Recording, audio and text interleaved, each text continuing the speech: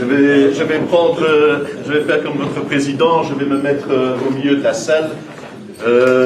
Bon, alors le temps est limité parce que je vous le dis directement, je pense que je pourrais parler pendant des heures et des heures de Saint-Georges. Je pense même qu'après vous en avoir parlé pendant des heures, je n'aurais même pas encore réussi à faire le tour de tout ce qu'il y a à dire. Et je pense donc que je vais essayer d'aller à l'essentiel de ce que je crois avoir pu dégager, avoir pu écrire de neuf, de nouveau, à propos de Saint-Georges. Alors, juste 2 ou 3 petites précautions oratoires avant de commencer. La toute première, je vous remercie bien entendu de l'honneur que vous me faites de prendre la parole devant vous ce midi.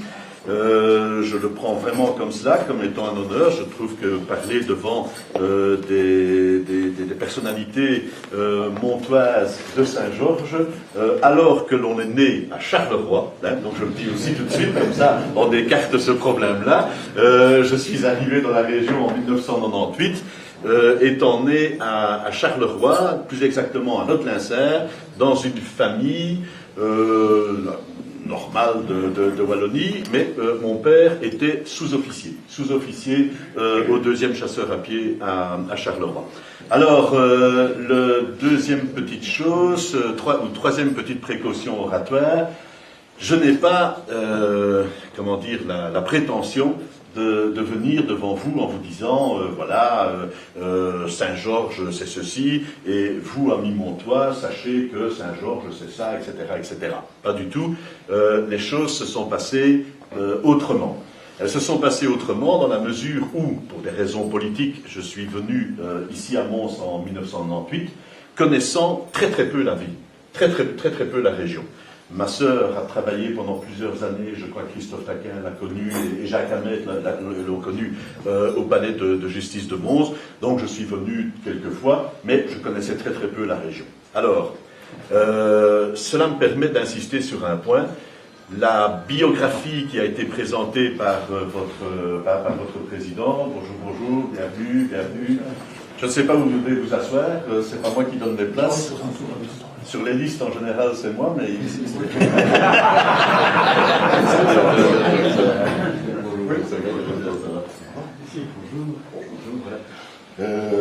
Ça va, vous, c'est là.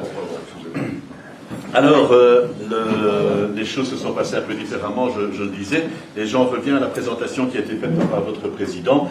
C'est vrai que, bon, j'ai un fameux curriculum, bon, je commence aussi à avoir l'âge, mais il s'explique très aisément. J'ai toujours été passionné par la lecture, passionné par la philosophie, par la réflexion sur la création artistique, etc. Et donc je me suis toujours efforcé de continuer à lire, de prendre des notes. C'est une passion chez moi, c'est comme ça. Je suis né ainsi. Deuxièmement, j'ai toujours eu aussi la volonté du combat politique. C'est quelque chose qui m'a toujours animé depuis mes années de jeunesse à Charleroi. Donc, à un certain moment, ben voilà, l'âge venant, j'ai regretté une chose dans toute cette carrière, dans toute cette double carrière. J'ai regretté une chose, c'est qu'au moment où j'ai terminé mes études de philosophie à l'Université libre de Bruxelles, je n'avais pas les moyens financiers d'entamer une thèse de doctorat. C'est ce qui explique que pendant 30 ans, j'ai vécu avec cette volonté un jour d'être docteur en philosophie. J'ai tout le temps continué à lire, à écrire, à prendre des notes sur des tas de sujets, la réflexion, etc. Je ne vous donne pas je ne fais pas le détail pour aller un peu plus vite. Grosso modo, c'est une thèse qui porte sur l'imaginaire. Et il se fait que, et c'est aussi la raison de ma présence ici ce midi, il se fait que malgré toutes les notes, les lectures, les réflexions, etc. qui se sont accumulées, je n'avais jamais trouvé le fil conducteur, le socle qui me permettait de rassembler tout ce que j'avais envie de dire sur l'imaginaire, la fiction et le rapport entre la réalité et la fiction. Je n'avais jamais trouvé vraiment le sujet qui permettait de faire fond dessus. Et c'est ici à Mons, après avoir donné quelques conférences sur les artistes montois, voilà, je viens de vous le dire, j'ai toujours été passionné par tout ça, je connais très très bien l'histoire de l'art, l'histoire de la littérature, et donc arrivant à Mons, connaissant peu la ville, n'étant pas moi-même très connu, je me suis dit, je vais étudier et je vais présenter des conférences sur ces thèmes que je connais bien. Donc je l'ai fait pendant 1 an ou 2, ça a bien marché, et puis un ami m'a dit, maintenant, il faudrait que tu consacres l'une ou l'autre conférence à Saint-Georges.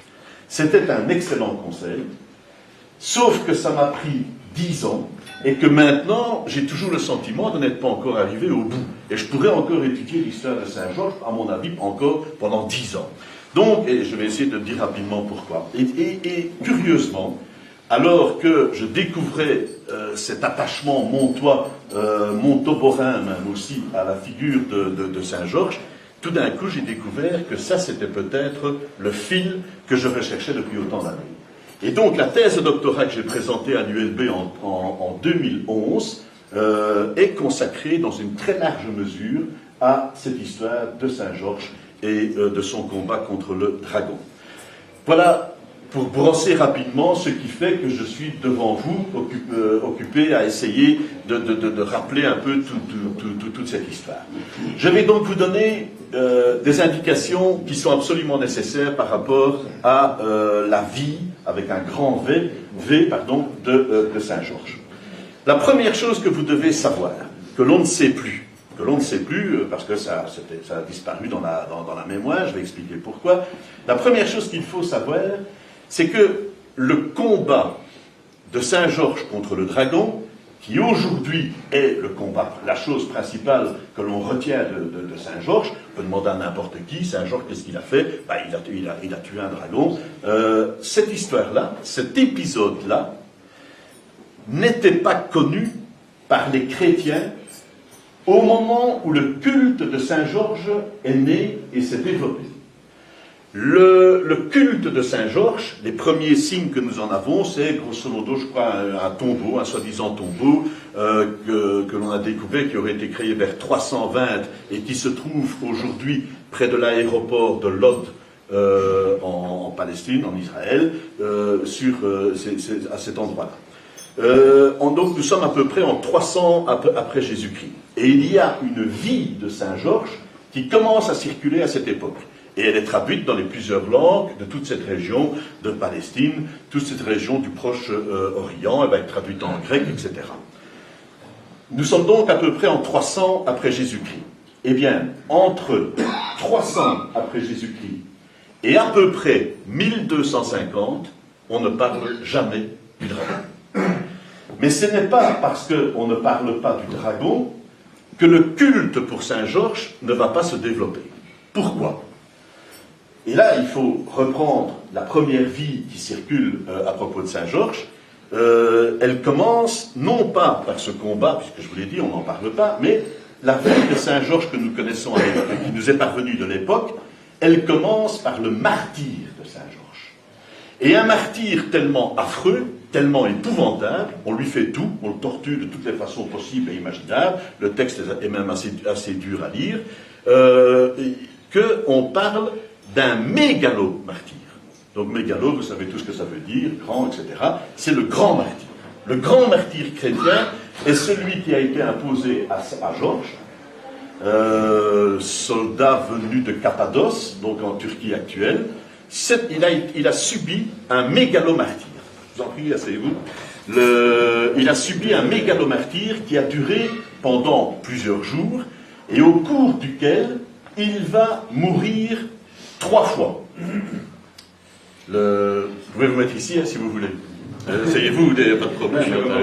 Non, installez-vous, puis on... Et donc, ce mégalo-martyr a duré pendant plusieurs jours, et ce sont des tortures effroyables qui lui sont imposées. Alors, il va, durant ce martyre, mourir 3 fois. Et 3 fois, Dieu va le ressusciter.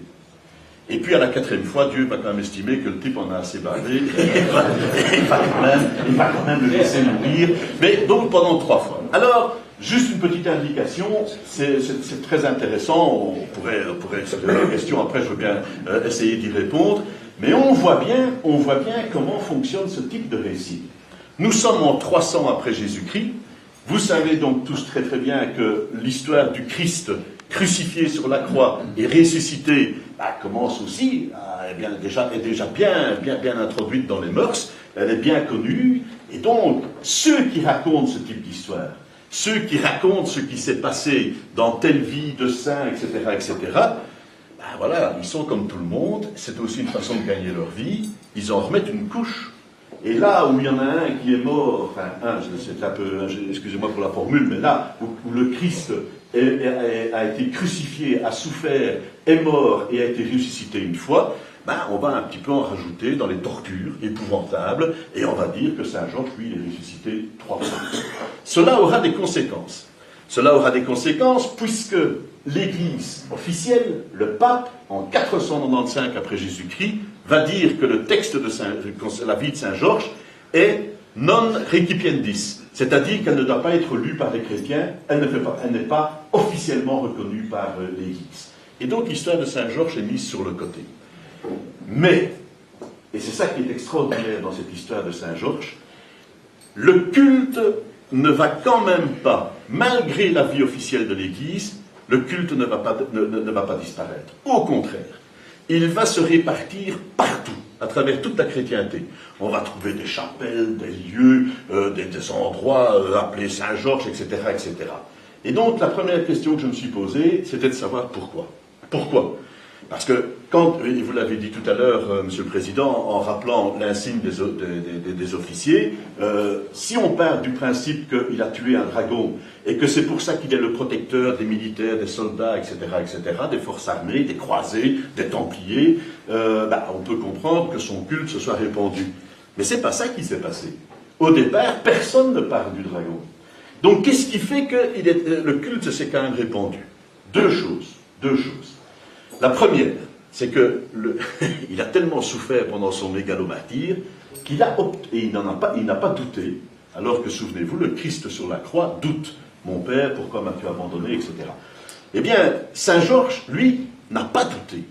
À aucun moment, il n'a douté de Dieu. On lui a tout fait, et il a tout supporté, et donc il obtient de Dieu le fait que, lorsqu'il interviendra en faveur de quelqu'un, Dieu accomplira son vœu. Il devient un saint intercesseur, comme on dit. Un des saints intercesseurs les plus appréciés, puisqu'il a l'oreille de Dieu. Et deuxième élément important, il faut renverser, et vous comprendrez bien l'importance de cela, il faut renverser le processus qui, pour nous, va de soi, à savoir, il est le saint protecteur des chevaliers, guerriers, officiers, militaires, croisés, etc., etc. Non, en fait, il est devenu, au bout de quelques 1000 ans, pendant 1000 ans, c'est-à-dire entre grosso modo 250-300 jusque 1250, je dis durant 800 ans à peu près, il n'a pas cette dimension-là. Elle lui est venue grâce au développement de son culte. Je vous ai dit pourquoi, parce qu'il est un intercesseur, il a l'oreille de Dieu, mais aussi et surtout, et ça va être la puissance, ça va être la force de Saint Georges qu'on va retrouver encore aujourd'hui, je pourrais en parler, Saint Georges a vaincu ou a surmonté la peur, puisque lui n'a pas eu peur. Tout ce qu'on lui a fait, il n'a pas eu peur. Eh bien, le processus est toujours à peu près semblable. Étant donné qu'il a surmonté la peur, qu'il l'a vaincu d'une certaine façon, les gens vont se tourner vers lui pour les protéger de leur peur. Mais pas la peur du chevalier croisé parti à Jérusalem libérer le tombeau. Non, les peurs des gens, les peurs des petites gens. Toute personne qui a peur de quelque chose, compte tenu de sa situation, de son état, etc., va se tourner vers lui. Et c'est ça qui va permettre la diffusion du culte. Alors, je vous donne 2-3 exemples rapides. Par exemple, le berger. Le berger qui est seul et qui doit surveiller ses moutons ou ses brebis. De quoi a-t-il peur ? Il a peur du loup, il a peur que le loup vienne manger des brebis, etc. Il est seul pendant la nuit, occupé de garder ses troupeaux. Donc il va se tourner vers Saint Georges. Et Saint Georges va devenir le saint patron par la suite des bergers. Et des exemples comme ça, je pourrais les multiplier, mais je vais un peu plus vite. Mais il y a aussi une autre dimension que l'on connaît moins, c'est la peur des femmes, la peur ressentie par les femmes. La femme qui a peur de ne pas avoir de mari, d'être seule, celle au contraire à qui on a trouvé un mari, mais qui n'en veut pas et donc qui a peur, celle qui n'a pas d'enfant qui en voudrait, celle qui est enceinte qui va accoucher, etc. Toutes les peurs féminines, elles vont se tourner vers Saint-Georges. Et on voit comme ça Saint-Georges protecteur des femmes. La femme qui, par exemple, voudrait un enfant et qui ne peut pas en avoir, eh bien, la nuit de la Saint-Georges, elle va attacher sa chemise à un arbre qui est l'arbre de Saint-Georges, etc., etc. Et donc, ceci montre que pendant plusieurs centaines d'années, à travers la chrétienté, malgré l'avis négatif de l'Église officielle, le culte de Saint-Georges va se développer. Il va se développer sans cesse, jusqu'à arriver, je vous passe les détails pour ne retenir que les dates importantes, jusqu'au moment où il va accompagner les croisés pour aller libérer le tombeau du Christ à Jérusalem. Quelqu'un d'extrêmement important qui va être frappé par Saint-Georges, c'est Richard Cœur de Lion, qui va le ramener alors en Angleterre comme étant le saint patron, ce qui va être accepté par le concile d'Oxford en 1274. Alors, qu'est-ce qui se passe à ce moment-là? Aux environs donc de 1200. L'Église sent que son pouvoir lui échappe. Elle sent qu'il y a des mouvements qui échappent au pouvoir de l'Église. Et donc, l'Église va essayer de mettre en place un mouvement que l'on appelle la réforme grégorienne. La réforme grégorienne, c'est vraiment toute une politique menée pour essayer de rétablir la confiance des fidèles en l'Église. Et à travers cela, il va y avoir, si vous avez des questions tout à l'heure, je veux bien répondre, mais il y a un élément qui va apparaître, c'est la volonté de reprendre tout ce que l'on dit à propos de la vie des saints et de les écrire correctement, de remettre de l'ordre dans tout ça. L'histoire de Saint-Georges, elle était mise sur le côté parce qu'il y en avait trop. Il y avait trop de tortures. Il y avait trop de ressuscitements ou ressuscitations, je ne sais pas comment dire. Ça n'allait pas. C'était pas correct. Donc, il va y avoir certains spécialistes de l'Église qui vont réécrire les vies des saints. Et c'est ainsi que vers 1240, on commence à voir apparaître des recueils de saints dans lesquels on trouve, de vies de saints, pardon, dans lesquels on trouve cette histoire du combat contre un dragon. Au début, c'est juste mentionné, et petit à petit, ça va prendre plus d'importance. La date essentielle pour les Montois, pour tous ceux qui ont un attachement à cette légende, à cette vie de Saint-Georges, la date essentielle, elle est double, 1265-1270. 1265. Un évêque de Gênes, Jacques de Voragine, va écrire la légende dorée, qui va être le best-seller de la chrétienté. Et c'est encore aujourd'hui, si vous voulez savoir ce qui est arrivé à Sainte-Marthe, etc., vous allez voir, et tout se trouve dedans, dans ce livre extraordinaire. Et en 1265, il va écrire quelques pages consacrées à Saint-Georges. Il va réécrire un peu l'histoire, voilà. Et puis, voilà, la nature est humaine, on essaye tous de se défendre comme on peut. Il postule une promotion dans la ville de Gênes, dont le saint patron est Saint-Georges. Alors qu'est-ce qu'il va faire? Dans la deuxième édition en 1270, pour être bien vu, il va ajouter quelques pages. Et c'est comme ça que l'on a une extraordinaire histoire de Saint-Georges dans la deuxième édition de la légende dorée en 1270. Elle commence non plus par la mort de Saint-Georges, ni par le mégalomartyre, elle se termine par là. Et donc il va écrire tout ce qui précède dans cette vie de Saint-Georges. Alors, encore une fois, je vais à l'essentiel. Qu'est-ce qu'on raconte dans cette histoire? Qu'est-ce qui s'est passé? Eh bien voilà, il s'est passé ceci. Il y a une ville, on ne sait pas où, on ne sait pas exactement quand, c'est comme dans toutes les légendes et tous les contes, il était une fois, etc., à tel endroit, etc. Une ville, avec une population, un roi, les remparts de la ville, et autour des remparts de la ville, il y a des marécages, des marais. Ça, c'est fort, fort important pour comprendre l'importance de tout ça. Pourquoi? Parce que, n'oubliez pas que dans nos régions, à l'époque, et peut-être que ça revient, on verra bien, il pleut tout le temps. Il y a un très très beau livre que je vous recommande, c'est un véritable délice, qui s'appelle « Les paysages de la peur ». C'est écrit par un médiéviste et ça a été publié par l'ULB, qui explique à quel point les paysages sont constitués de marais, c'est des marécages partout. Et Wam, en wallon, c'est encore lié au marais. Eh bien, dans ces marais, il y a un dragon. C'est ce que l'histoire raconte. Il y a un dragon. Je vous signale que pour le chrétien de l'époque, c'est normal. Hein. Le dragon existe, hein, donc il n'y a pas de... C'est pas une créature imaginaire comme ce l'est pour nous. D'ailleurs, dans la Genèse, Dieu crée les dragons le 4e jour. Et il crée l'homme seulement après. Donc, le dragon existe. Alors, il y a un dragon, et ce dragon-là envoie son haleine pestilentielle qui rend tout le monde malade dans la ville. Pour essayer de faire face à cela, le roi a décidé qu'on va lui donner à ce dragon des brebis. On donne des brebis en sacrifice au dragon, et ça le calme pendant un certain temps. Mais au fur et à mesure qu'il fait ça, il n'y a plus de troupeau. Donc, à un moment donné, que va-t-il décider? Il va proposer qu'on livre des enfants au dragon. Et on envoie des petits-enfants au dragon.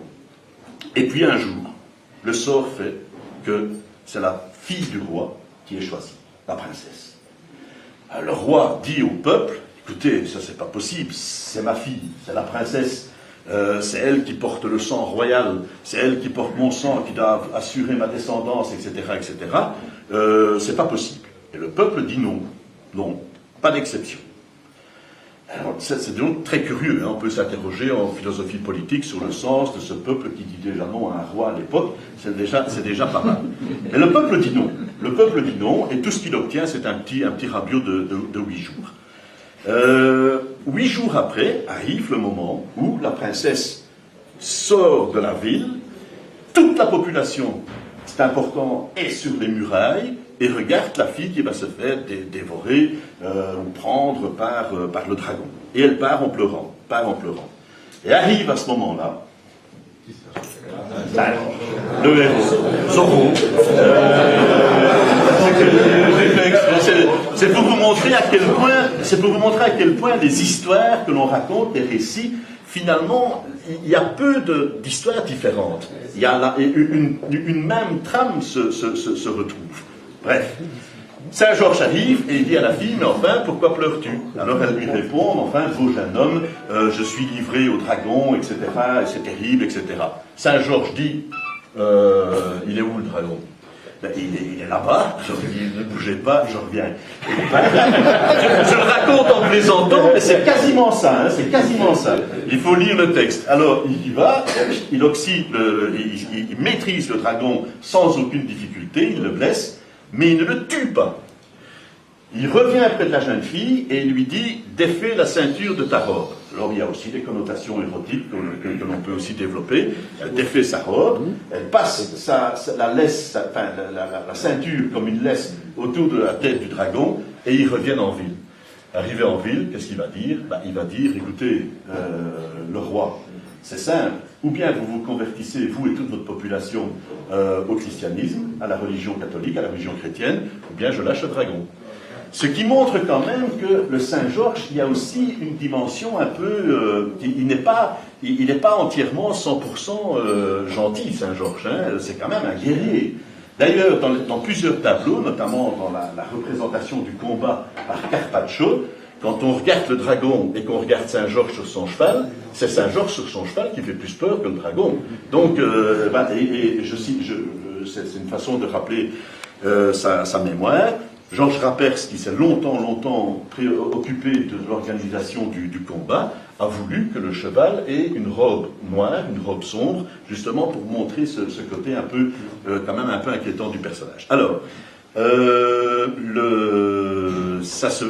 juste une leçon politique par rapport à tout cela. Ce qui est intéressant, c'est de voir, à travers un récit médiéval comme celui de Saint-Georges de la vie de Saint-Georges, de voir apparaître une notion intéressante qui est celle du mauvais roi.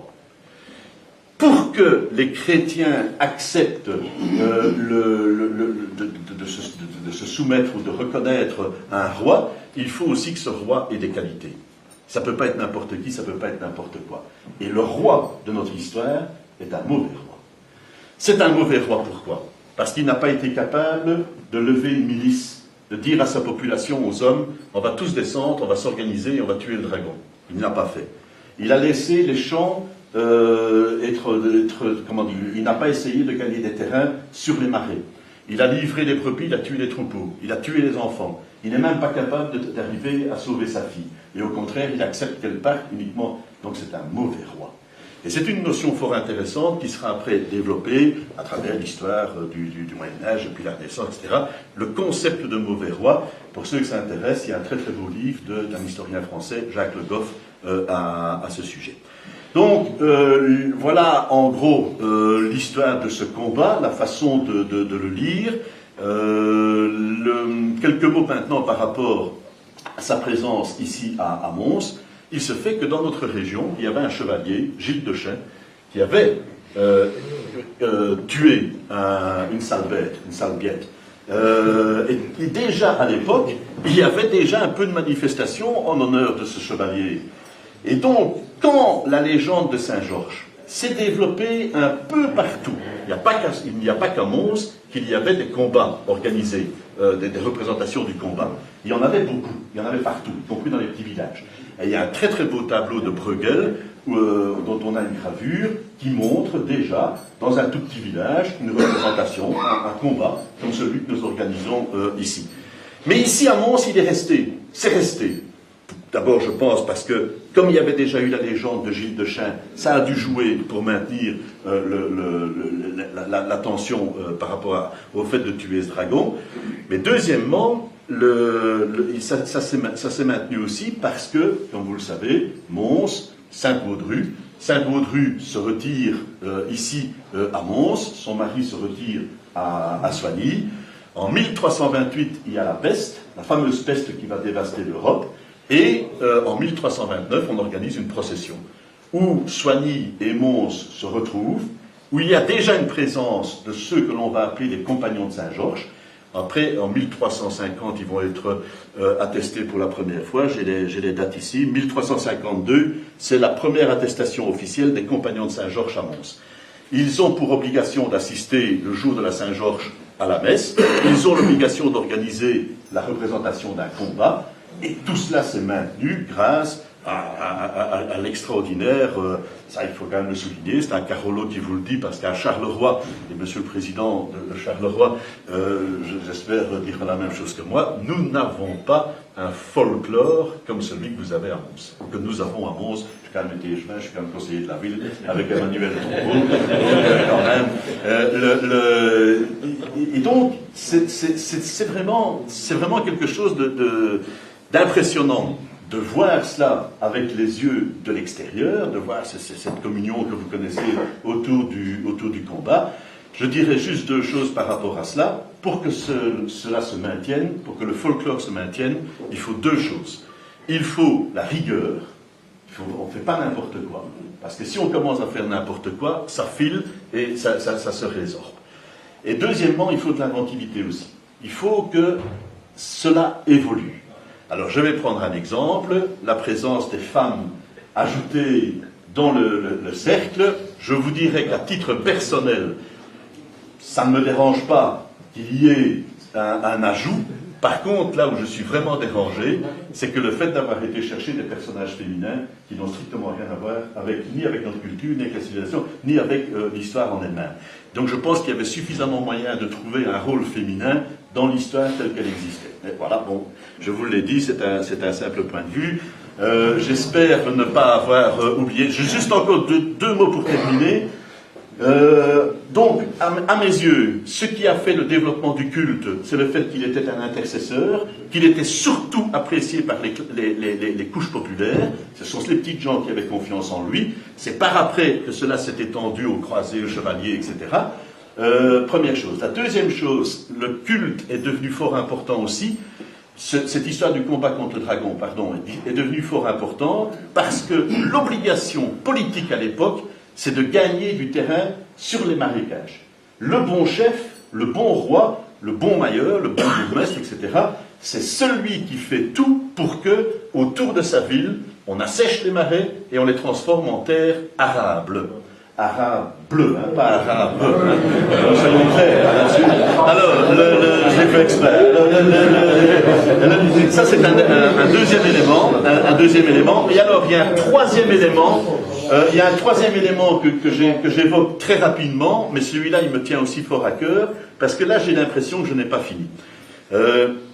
C'est quoi? C'est le fait que, je vous l'ai dit tout à l'heure, à un certain moment, l'Église sent son pouvoir lui échapper. Elle va mettre en œuvre une réforme grégorienne, mais il y a des courants d'opposition, notamment à travers les mouvements des croisades.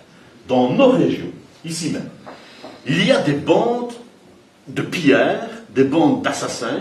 Il va y avoir une croisade des enfants, et quand on dit des enfants, ce sont tous des enfants qui meurent de faim, qui n'ont rien, etc., qui se transforment en pillards. Ici, dans notre région, les plus méchants seront appelés des Brabançons. Ce sont des Brabants qui viennent du Brabant et qui viennent tuer ici un peu tout le monde. Il va y avoir des croisades de ce type-là, mais qui n'aboutiront évidemment pas. Ils partent pour aller libérer le tombeau du Christ, mais ils n'y arrivent jamais, ils meurent, etc. Donc, il y a des répressions terribles à leur égard. Mais ce qu'ils cherchent, ce n'est pas, ça c'est très important, ce n'est pas un monde meilleur en essayant d'aller voler, d'aller sauver Jérusalem ou tout ce qu'on veut, etc. Non. Ils appliquent ce qui est écrit dans l'Apocalypse de Saint Jean. Ce sont des mouvements apocalyptiques qui se disent que plus vite on accélérera la fin du monde, plus vite on détruira tout, plus vite alors on accédera à un monde meilleur, puisque c'est la doctrine chrétienne, il y a un monde meilleur qui nous attend après la mort, et même, parce qu'il faut bien se comprendre que pour ces gens, la moindre parole a une importance terrible, et même, les derniers seront les premiers. Et donc, il y a des mouvements populaires qui se transforment en mouvements de haine, de viol, de vol, enfin de pillage, de tout ce qu'on veut, etc., qui vont être fortement réprimés ici dans notre région, mais ces mouvements-là existent. Ce qu'ils veulent, c'est accélérer la fin du monde, l'Apocalypse. Et alors, je vous rappelle une chose, c'est que dans l'Apocalypse, ça sera ma dernière parole, dans l'Apocalypse, il y a un passage très important où le mal, Satan, le diable, le monstre, le dragon, le démon, tout ce qu'on veut, revient pour tuer la Vierge Marie avant qu'elle ne puisse enfanter Dieu. Et ça, c'est extraordinaire, parce qu'encore une fois, c'est un bel exemple du fait qu'il y a peu d'histoire, et que les trames, les récits se retrouvent toujours. Pour celles et ceux qui ont vu un film de science-fiction qui a eu beaucoup de succès, un film qui s'appelle Terminator avec Schwarzenegger, à un moment donné, il y a une guerre dans le futur, et il y a une révolution qui est menée par des hommes contre les machines, et pour empêcher la révolution, que font les machines?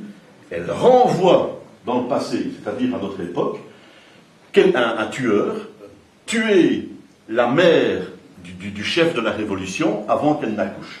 Elle ne s'appelle pas Marie, c'est Sarah Connor, et il vient pour la tuer. C'est le même principe. Dans l'Apocalypse, celui qui va venir sauver la Vierge des griffes du mal, etc., c'est Saint Michel. Alors, toute dernière chose par rapport à ça, Saint Michel n'est pas comme Saint Georges. Comme vous le savez, Georges est un homme. Saint Michel est un archange. Il y a des grandes ailes dans le dos. Et je pense, ça mériterait d'être étudié de façon plus approfondie, je pense que Saint Michel est davantage apprécié par les villes, les églises, etc., plus riches, comme Bruxelles par rapport à la ville de Mons. Mais ce qui est extraordinaire, c'est de voir que l'attachement populaire pour Saint Georges ne va pas se diminuer, ne va pas être réduit. Il va au contraire se maintenir.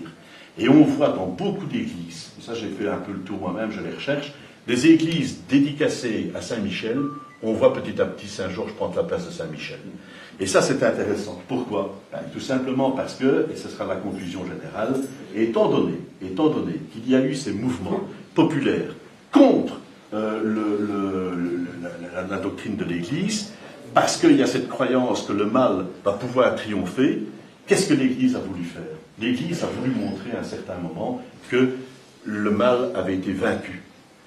Saint Michel ne convainc pas les mouvements populaires. Saint Michel ne convainc pas le petit peuple. il faut que ce soit quelqu'un qui soit apprécié par le petit peuple. Un saint qui s'est toujours occupé d'eux et qui a toujours essayé de les défendre. Et c'est la raison pour laquelle on va voir apparaître le personnage de Saint Georges, et c'est lui qui tue le dragon. Encore plus tard, dans la peinture, etc., on le retrouvera, mais surtout, tout dernier argument, si vous allez à Bethléem, et là je fais fort attention à ce que je vais dire, parce que Henri Blondeau, mon ami, m'a dit que j'avais commis une petite erreur lors de la dernière conférence. Si vous allez à Bethléem, dans l'église de la Nativité, j'avais dit la natalité la dernière fois, ça faisait un peu publicité pour le lait en poudre, donc c'était la Nativité. Si vous allez visiter l'église de la Nativité, là où le Christ est né, là, si vous pouvez voir l'espèce de défoncement où le Christ est sorti du ventre de Marie, vous allez voir que dans cette église de la Nativité, celui qui est présent, c'est pas Saint Michel, c'est Saint Georges. Il y a un immense Saint Georges à l'entrée dans une statue. Il y a des toiles qui représentent Saint Georges. Et pratiquement sur toutes les maisons, il y a au-dessus de la porte un petit Saint Georges. Voilà, j'ai essayé d'être rapide. Je vous souhaite à tous un excellent doudou.